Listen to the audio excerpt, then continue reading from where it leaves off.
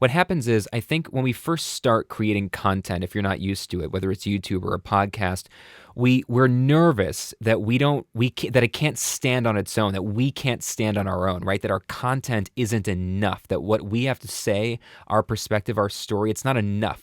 So we try to throw in all this production, right? Hey, Brian Miller here, and welcome to Audio for Content Creators, where we help you sound better and level up for all your content creation needs. And this is a new series, the first in a new series, where I'm going to be doing critiques of your audio or your clips, because you are all wonderful and you send me emails and messages and comments where you ask if I will take a look at your podcast or your YouTube video and tell you, is it good, is it not, what should you improve, do you need different gear, do you need different processing? And as many of you who've had these exchanges with me know, it used to be, it could take me weeks or months to get back to you, even though I wanted to do it because I was touring, I was traveling the world. But now, in lockdown, for the last few months, 100% of my work as a speaker, as a coach and consultant is sitting right here at my desk in this lovely home studio I'm very, very fortunate to have. So I decided I wanted to not just respond to you privately with these critiques, but I may as well make them public so we can all learn from them. So if you want to submit your audio or your clip for a critique on the channel, go ahead and go to this, send it to this email. Make sure you include a Drive or Dropbox folder that I can go to, and in that, give me the clip itself, MP3, WAV, or if it's a YouTube video or something, give me the link to that. A list of the hardware, the signal chain, the processing, software, whatever you were using. And then if it is a YouTube channel or a podcast or something, give me the title, tell me what it's about, give me the link to it so I can, give you a little promotion here. The first one that we're doing today is from Prantik, who I met at University of New Haven, one of my VIP clients. They bring me in to speak 2 or 3 times a year. Usually I do the keynote address for the incoming grad students every January and every May, and I think Prantik and I just saw each other last in January, and he reached out a week or 2 ago and said that he had started a podcast with some of his lockdown time. So I'm going to listen right now for the first time. And then I'm just going to play it all the way through for us. So I want you, as you're listening to this, I want you to write down what you're hearing in this, and then you can compare it against what you hear me talk about and see if you're on the same page. And we can use these episodes, these critiques, as a way for me to explain my thought process and for you to get to train your ear and get better. So eventually you'll be able to pick out all the things that I'm going to talk about before I've even said it. So let's listen all the way through to this midday thoughts from Prantik. It's another usual day at the office. Your friend from work has bought something amazing and has not brought it up to you. But there is a rumble on the work floor that it is something amazing. So you set out on an adventure associated with questions and riddles just to catch your friend slip out on what it is. This is a pure demonstration of curiosity. In this instance, you know that there is no risk involved other than that of the friend calling you nosy. Curiosity, as I have learned from my share of experienced years, can be both good and bad. After all, it is the father of all inventions. So today's midday thought is all about that curious side of yours. A few weeks ago, I was going through an article where I found a unique set of phrases. Since then, I've been wanting to use it, and I feel like here's my chance to use it. Can I have a drum roll, please? Curiously cautious. Be curiously cautious on an adventure you set out for. You will be fine, and you might even find something new, which can also lead you to shout out, "Aha! Yes! Eureka! I got it!" So good luck on all those curious moments, and have an awesome day ahead. Okay, so this is really, really cool. Let me talk about some things that I really enjoyed first. Again, I love that it's really, really tight, that it's really, really short, because like I said, I think as opposed to the kind of podcast I run with, long form, hour-long interviews, or even the 8 to 10 minute Thursday Thoughts episodes that I do every other week, that's quite a bit of time for people to commit to. And this, if it's for your team, your colleagues, your coworkers, I think this would be really cool to just do a quick 1.5 minute long episode. Plus, it gives you a lot less to edit and to produce. Having said that, there were a bunch of production elements in here. I love the suspenseful music at the beginning. Bum, bum, bum, bum. I love that. It's a really cool way to hook in the listener. I do worry that it's overly suspenseful for an episode that's only 1 minute long. I was kind of expecting it to lead into a long story, 20, 30 minutes, at least maybe an hour. It felt like we were getting into something, and then to realize that 1 minute later it's over, it felt like maybe, like if you're blowing up a balloon and you blow it up bigger and bigger and bigger and bigger and bigger, and then when it finally pops, it only goes... You'd be like, womp, womp. So be careful about building something up and then not paying it off. I like that there was a drum roll in here. Have a drum roll, please. It's a little silly for me, but I think it works well for Prantik. And this last production element I thought was a little too much. Which can also lead you to shout out. I don't think we needed all of those. Aha, yes, eureka. I think when you use these production elements, you want to be really careful that you're not letting it overshadow the content. What happens is, I think when we first start creating content, if you're not used to it, whether it's YouTube or a podcast, we're nervous that that it can't stand on its own, that we can't stand on our own, right? That our content isn't enough, that what we have to say, our perspective, our story, it's not enough. So we try to throw in all this production, right? YouTubers do this with B-roll all the time. They get obsessed with filming B-roll, and all of a sudden you realize the whole video is B-roll and there wasn't any substance. And what you need to learn to do is you need to learn that your content, your voice, your perspective, that's what the audience is coming for. It's worth sharing. Lean into it, right? Own it, right? And so I think I would be careful about putting too many production elements, especially in such a short space. In only 1.5 minutes, you've got 3-4 different production elements. You don't need that many. 3 or 4 is enough for a whole hour. But remember, confidence comes from experience. The only way to get confident is flight time. Now, something I just did, I just smashed into my microphone by accident. Now, I'm recording this kind of live in one take, so there's nothing I can do about that. But Prantik, you bumped into the microphone a couple of times. I think I can see one visually, right? I think right here is a bump. Let's see. Curiously cautious. Be curiously cautious.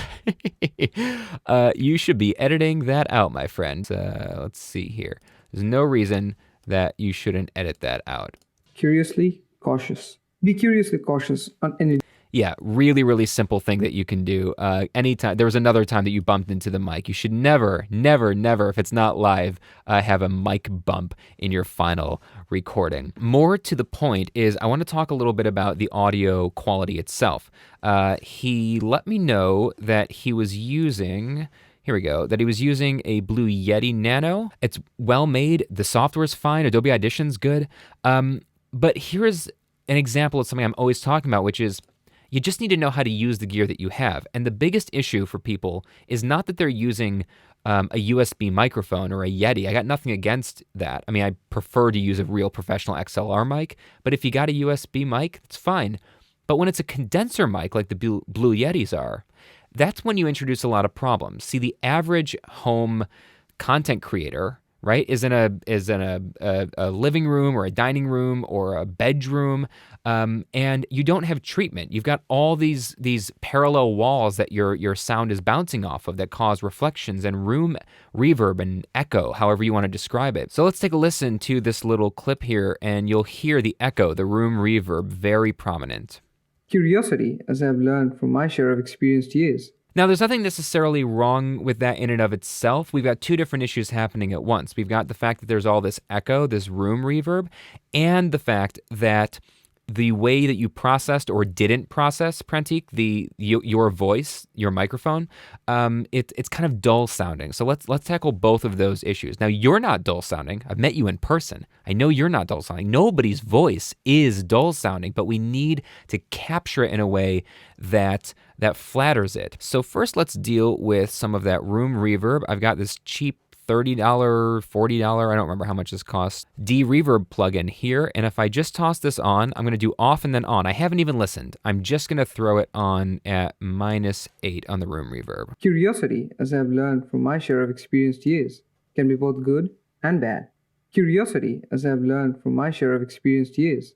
And I even increased it a little bit there. So that's just getting rid of some of the echo, some of the room reverb, which is allowing us now to do some EQ to touch up the boxiness. Now, here's the thing. Boxiness comes from literally recording in a box. Your voice here, it sounds like it was recorded in a box because it was recorded in a box. The average place that most content creators are filming, recording in is a box, right? Parallel walls, parallel ceiling and floors. We can take care of it with a little bit of EQ. So first things first, let's do a low cut like we always do. All right, all this stuff down here, we don't need that. So we're gonna turn on an 80 hertz low cut to get rid of that, and you'll hear the difference right away. Off and then on. Curiosity, as I've learned from my share of experienced years, can be both good and bad. Curiosity, as I've learned from my share of experienced years. Huge difference, immediately cleans that up. The next thing I'm going to do is scoop out a little bit in the low mids. The low mids are where you get that boxy, hollow sound, and we're going to take some of that out. Curiosity, as I've learned from my share of experienced years, can be both good and bad. All right, let's listen with this off and then on. Curiosity, as I've learned from my share of experienced years, can be both good and bad. Curiosity, as I've learned from my share of experienced years. Immediately, we're cleaning up some of that tone. We're making his voice a little bit more clear. Now, the next thing I'm going to do is a quick little subtractive EQ. We're going to play our subtractive EQ game that I always teach you guys how to play.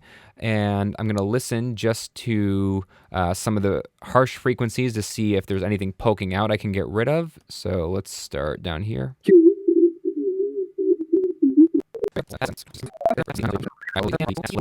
With this off and then on. Curiosity, as I've learned from my share of experienced years, can be both good and bad.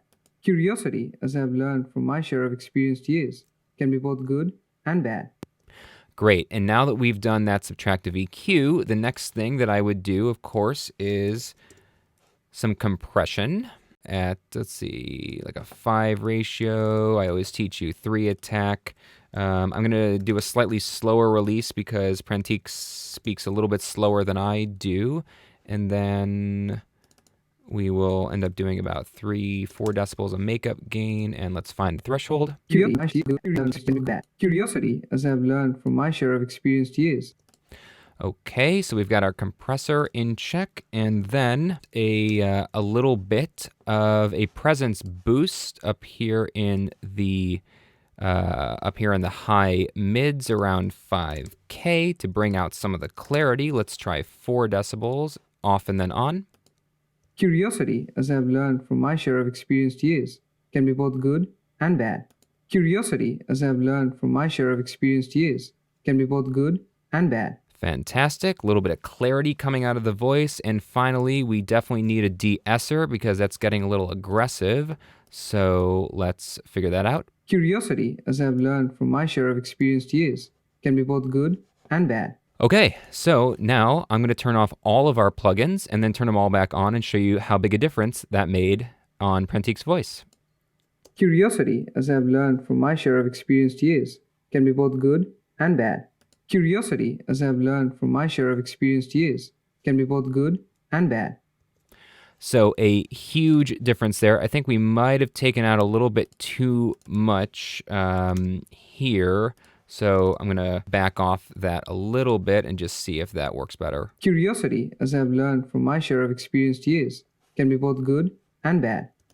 Great. And then maybe let's just throw a high cut in at around 12 kilohertz because there's a bunch of USB mics have this high-pitched crap that we don't need. Curiosity, as I've learned from my share of experienced years, can be both good and bad.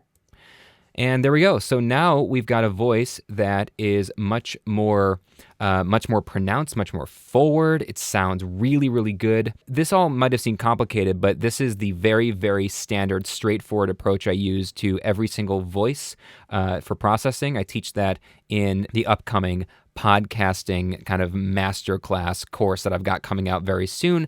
Details about that down below. I think the only last thing I would mention is that the balance of the music at the beginning, I think the music was a little bit too loud. I would have brought the level of the music down a little bit. Here's a link to a video where I teach how to balance a voiceover or a narration with background music. So I would touch on that. But Prantik, thank you so much for submitting this. All of the information about Prantik's podcast, where to find it, will be in the description below if you want to go check that out. And until next time, my name is Brian Miller. This is Audio for Content Creators, where we help you sound better and level up. And we'll see you soon.